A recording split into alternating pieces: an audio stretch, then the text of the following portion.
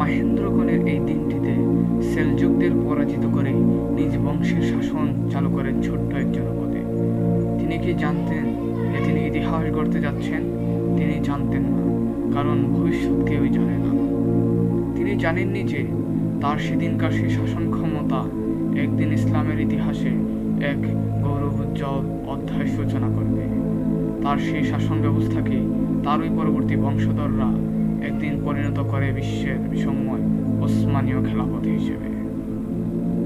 1299 থেকে শুরু করে পরবর্তী প্রায় 6টি শতক ধরে তিলে তিলে গড়ে তোলা এই শাসন ব্যবস্থা বিশ্বে ভূ রাজনৈতিক, আদর্শিক ও সাংস্কৃতিক মানচিত্রকে বদলে দিয়েছে চিরদিনের জন্য।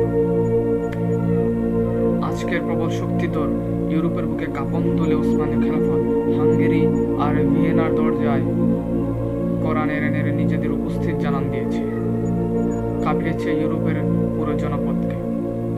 নিজেদের দোরগোড়ায় মুসলমানদের এই সরব উপস্থিতির কারণেই ইউরোপের সদা বিদ্যমান রূপ, যারা নিজেদের মধ্যে সারা জীবন লড়ে এসেছে, সেই তারাই মুসলিম তথা উসমানীয় খেলাফতকে ঠেকাতে একসাথে কাজ করেছে। এজন্য বাঘ আর ছাগলকে এক ঘাটে পানি খাওয়ানোর মতন অবস্থা। কিন্তু সেটাই বাস্তবে ঘটেছে। দীর্ঘ 600 বৎসর ধরে গড়ে তোলা এই খেলাফতকে ভেঙে তছনছ করে দিতে ইহুদি বাবা ও মুসলিম মায়ের সন্তান কামাল পাশার সময় লেগেছিল মাত্র 6টি বৎসর। হ্যাঁ, 6টি বৎসর মাত্র। আর এই কাজটি সে করতে পেরেছিল কারণ তার হাতে ছিল রাষ্ট্র ক্ষমতা ও প্রশাসন, আর ছিল নিকর্মা মুসলিম আলেম নামধারী প্রতিপক্ষ, যারা মাযহাবী ফিরকায় বিতর্ক উপভোগ করত, যারা সরকার ও প্রশাসনের নৈকট্য পেতে ঈমান আকীদা বিরোধী যে কোনো ফতোয়া দিতে প্রস্তুত ছিল, যারা দুনিয়ার সামান্য খুদকুরুর বিনিময়ে আল্লাহর কুরআন আর রাসূলুল্লাহ সাল্লাল্লাহু আলাইহি সাল্লামের আয়াতকে নির্দ্বিধায় দেখিয়েছে। আরও ছিল মুসলমান নামধারী এক বিশাল জনগোষ্ঠী, যারা ধর্মকর্ম নিয়ে বেশ ছিল, তবে কেবল রাজনীতিতেই ছিল উদাসীন। এমনতর অবস্থা ছিল কামাল পাশার জন্য সাপেরও।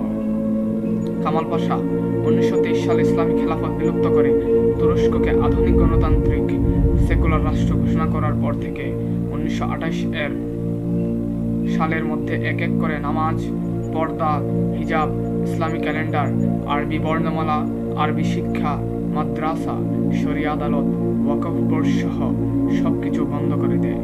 সে রাষ্ট্র ক্ষমতা প্রয়োগ করে মসজিদগুলোকে বন্ধ করে দিয়ে সেগুলোকে পানশালা, নাইট ক্লাবে হিসেবে রূপান্তর করে। ইসলামী পোশাক পরা, পুরুষদের দাড়ি রাখা, মুসলমানি করানো সব বন্ধ করে দেয়। এগুলো কি গণতান্ত্রিক রাষ্ট্রের জন্য ক্ষতিকর ছিল? কিন্তু সে এসব ঘৃণ্য কাজগুলো নির্দ্বিধায় করে গেছে তুরস্ককে নতুন রাষ্ট্র হিসেবে গড়ার উন্মাদনা আরও ছিল।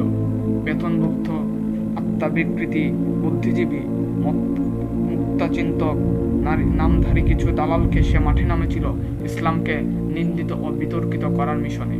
এসব দালালরা সারা দেশ চষে বেরিয়েছে। তুরস্কের সকল প্রজাতন্ত্র এদের কথাকে, এদের ভাষণ বিবৃতিকে ফলাও করে প্রচার করেছে, ছড়িয়ে দিয়েছে সমাজের সর্বত্র। আর এরই বিপরীতে ইসলামের পক্ষে যেসব বুদ্ধিজীবী আলেম ওলামা দু একটা কথা বলার চেষ্টা করেছে, রাতারাতি তারা সব গুম হয়ে যেতে শুরু করেছে। খুঁজে খুঁজে এসব আলেমদেরকে ধরে এনে হয় বিচারের নামে মৃত্যুদণ্ড দেওয়া হয়েছে, আর না হয় এদের চিরদিনের মতোই গুম হয়ে গেছে অজানা হাতের ইশারায়। আসলে রাষ্ট্রকে নিরাপদ করতে, রাষ্ট্রের নিরাপত্তা নিশ্চিত করতে এসব কর্মকাণ্ড সে করেছে এমনটাই দাবি করলেও ব্যাপারটা কিন্তু কোনো মতেই তেমন নয়। বরং সে এগুলো করেছিল ইসলামকে তুরস্কর মাটি থেকে উৎখাত করতে। সেটাই ছিল তার জীবনের মিশন আর সকল কর্মকাণ্ডের পেছনে আসল উদ্দেশ্য। এই উদ্দেশ্যকে কি সমকালীন আলেম ওলামা আর আপনার তুর্কি জনতা রুখে দিতে একযুগ নিজেদের হাতে মাযহাবী ও গোত্রীয় বিভেদ ভুলে এগিয়ে আসতে পেরেছিল? এই উত্তরটা অবশ্যই নেতিবাচক হতে বাধ্য। আর তাদের সেদিনকার সেই নিষ্ক্রিয়তার খেসারত কেবল তুর্কিদের একাই দিতে হয়নি, দিতে হয়েছে পুরো মুসলিম উম্মাহকে। খেসারত দেওয়ার সেই প্রক্রিয়া আজও একইভাবেই চলছে। আজও মুসলিম উম্মাহ সেদিনকার সেই নিষ্ক্রিয়তার খেসারত দিয়ে চলেছে। ইতিহাসের এই বাস্তবতাকে সামনে রেখে এবার আপনার নজরটা একটা বাড়া জন্য আশেপাশে আঞ্চলিক আন্তর্জাতিক পরিসরে বিদ্যমান রাজনৈতিক, সামাজিক ও প্রশাসনিক দিকে নিয়ে আসুন। কিছু কি বুঝতে পারছেন কি? বুদ্ধিমানের জন্য ইশারাই যথেষ্ট। কথায় আছে না, আকলমন্দ কে লিয়ে ইশারাই কাফি হ্যায়। আসসালামু আলাইকুম।